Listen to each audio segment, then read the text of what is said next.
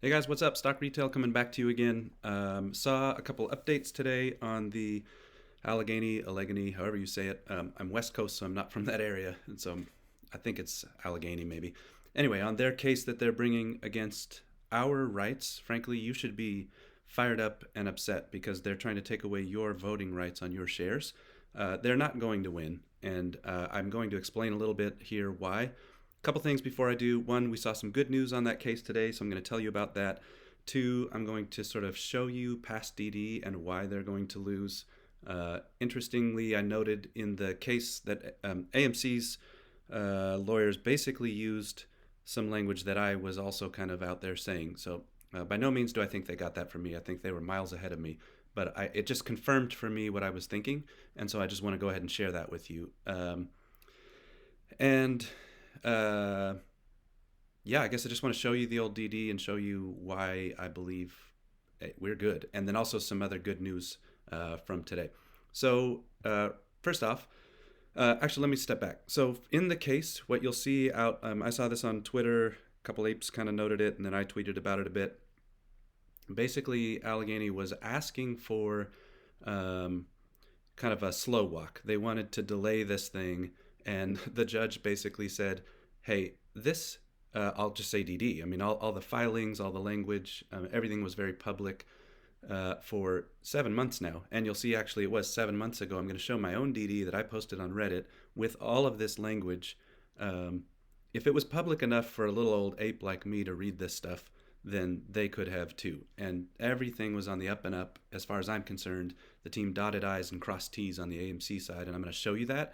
The other thing I guess I'll note is I know we're over the target a little bit here because I tend to be somewhat of a positive ape. If you follow me or if you're new here, I don't necessarily get into all the drama and attacks and all that stuff, but I do get trolled a lot. I've been here 2 years on Twitter, more than that, newer to YouTube, but that's just because I had some things to say that don't fit in a tweet. So I'd started doing a few videos.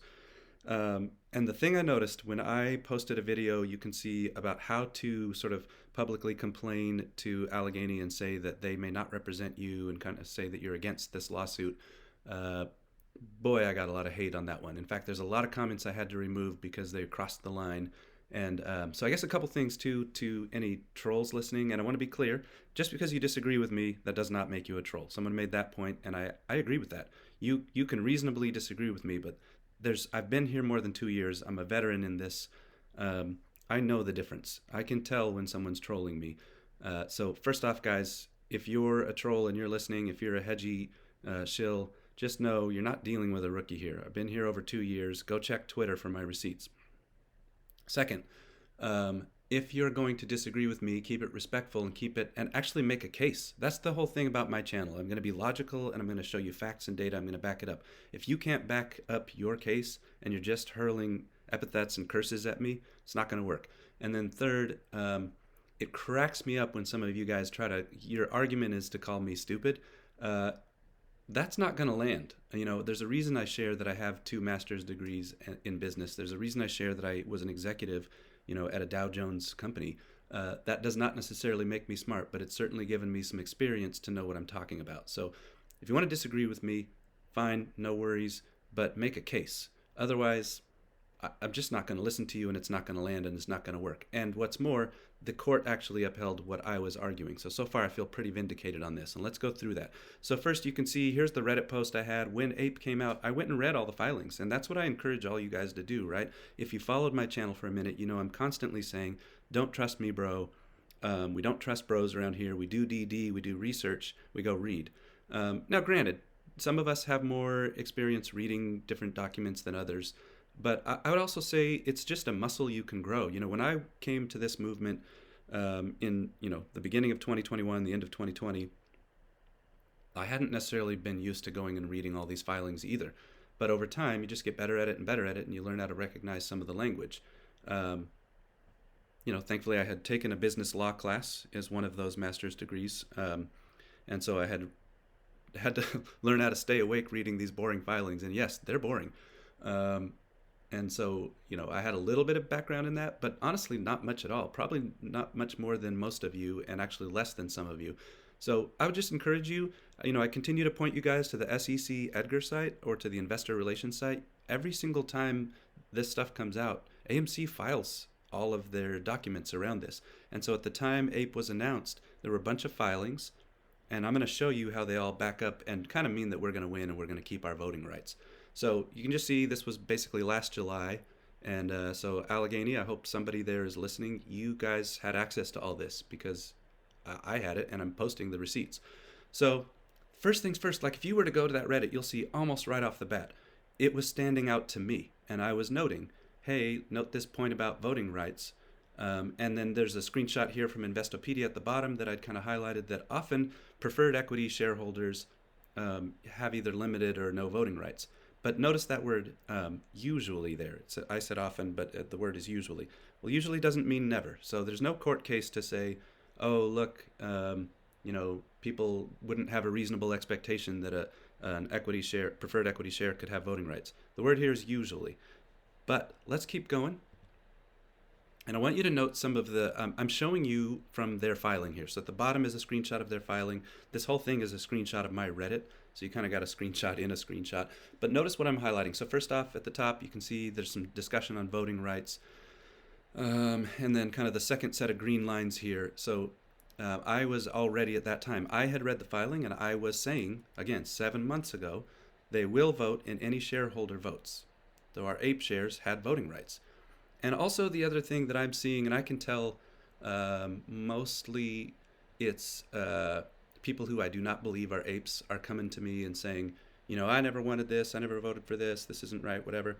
Well, the thing is, there's an obvious flaw in the argument when people come at me with that one, and it's that either you did not hold AMC at that time, because if you did, you got your ape, and there was no change in your sort of overall voting, or you sold your ape, and you're kind of outing yourself with that one, because if you had AMC, you got a dividend of ape, you got all your votes. So I'm just not even really worried about that argument either. Basically just kind of tells me who hodled and who didn't, or also who kind of saw the writing on the wall and bought more ape. I did, because I'd done the DD, and that's again why I tell you guys, do DD. When ape started trading under AMC from day one, I obviously I was buying all the way down, so I'm laughing because I'm pretty red on ape in my portfolio, but I knew eventually ape should be the price of AMC. I knew that from day one because I'd done the DD. And so anyone saying that, like if there's an argument in court about that point, like it was there, it was obvious, so they can't win that argument either. But look at the language here then. So this is from their filing, the kind of bottom set of green lines I'm underlying here. So if you don't know, AMC is sort of incorporated in the state of Delaware, so they've got some state laws. That's why it's referencing Delaware corporation law.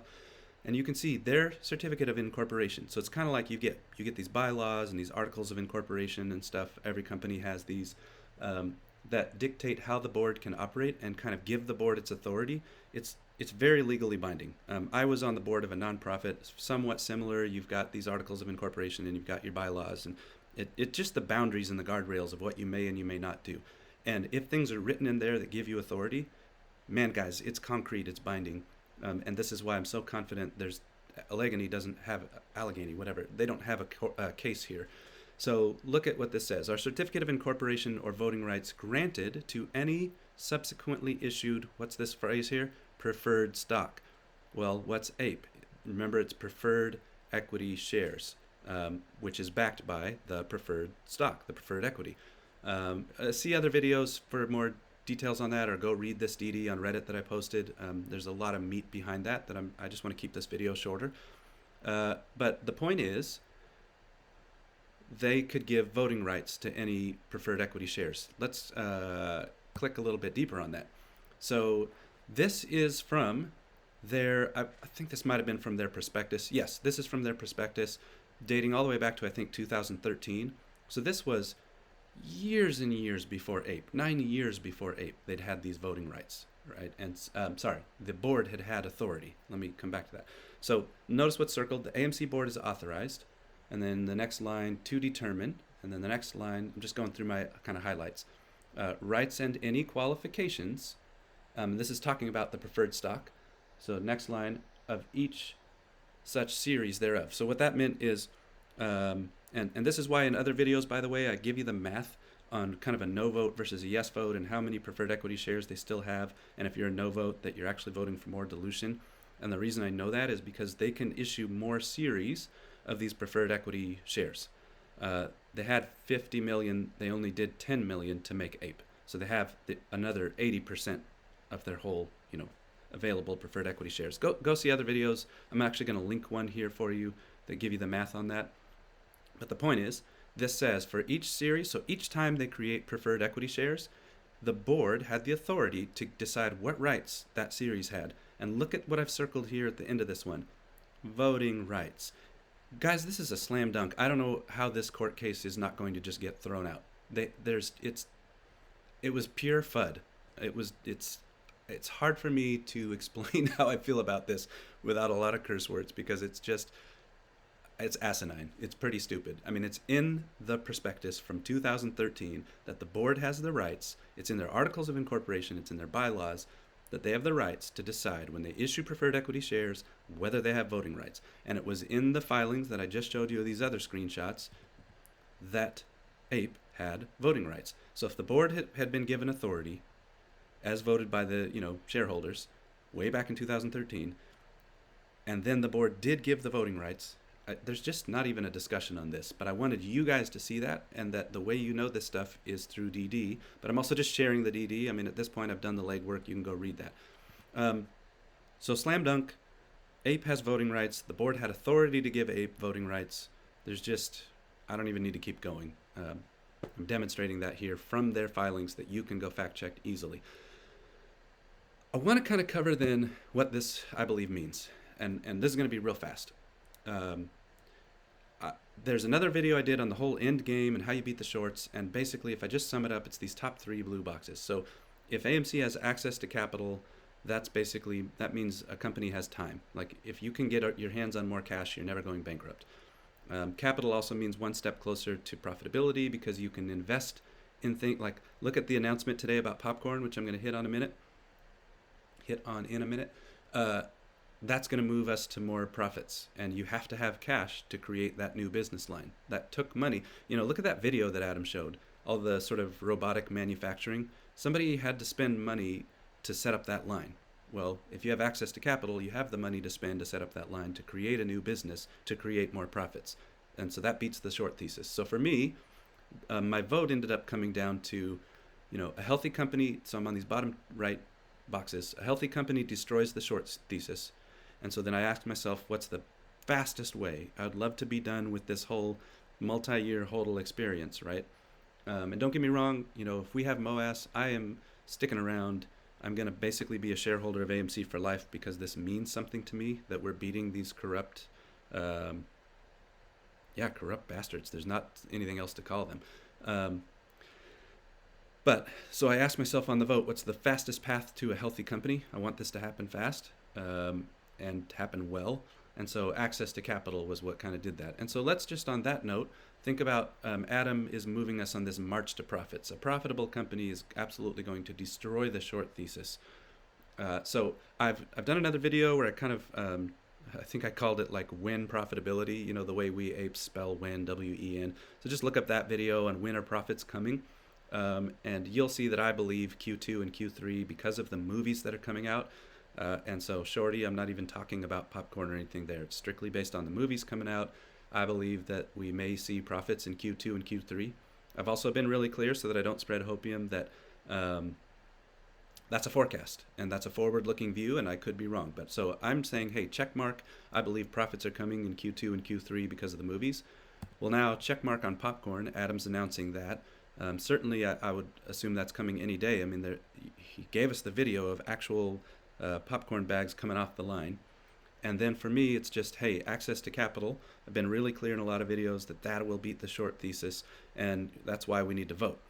I'm personally believing that I voted yes, and I believe in a yes vote, but I respect that there will be people who disagree with me. That's fine, as long as you're not trolling. But you better make the case, because, go back and see, in fact, here's some links, that middle video there, the end game video. I demonstrate for you that a no vote actually means a lot more dilution, a lot less access to capital, and things are more expensive effectively for AMC to operate. So in my mind, it's the shorts who want you to vote no. And as demonstrated by this case against us, this Allegheny case that I'm telling you I believe has no merit. You can see this Reddit on Ape, so there's the link there. I'll put this all in the comments so it's actually maybe clickable, or in the video description. And then I had a video also on how you can tell Allegheny that you object to their case, and that's what some people tried to really come at me on. It's like, whatever, you don't like it, don't do it. But I'm telling them I don't like this case. And then I guess I just referenced also. I'm forgetting. There's the video on profitability. Maybe check that out if you want. And I'm not pushing for clicks here. I literally mean, or I guess I genuinely mean, I believe if you arm yourself with information, you are FUD proof. And so I want you to understand why this case is not going to happen and why you don't have to fear the F in FUD. I want you to understand when profits are coming so that you have conviction. Now, those are my opinions. I'm not telling anybody what to do, certainly not telling you what to do with your money. You're going to have to decide for yourself. But, do the research, because the media is all over telling you they're calling this a trash stock. Well, I'm calling it a turnaround stock and one that's going to kick the butt of the shorts, and I'm all in. Anyway, and then watch the video here, this end game video where I present my case, my thesis of actually how all of the parts are connected. I talk about margin calls in there. I talk about mark-to-market accounting, how the shorts work, and what kind of drives basically the squeeze itself. And I believe ultimately that's profits and also a healthy balance sheet, which comes from access to capital. So sorry for talking a little quick today, just trying to kind of keep this fast. But ultimately, if you take two things away from this video, one is it's this person's opinion, this ape's opinion, that the Allegheny case has no merit and will ultimately get thrown out, and so I'm not concerned.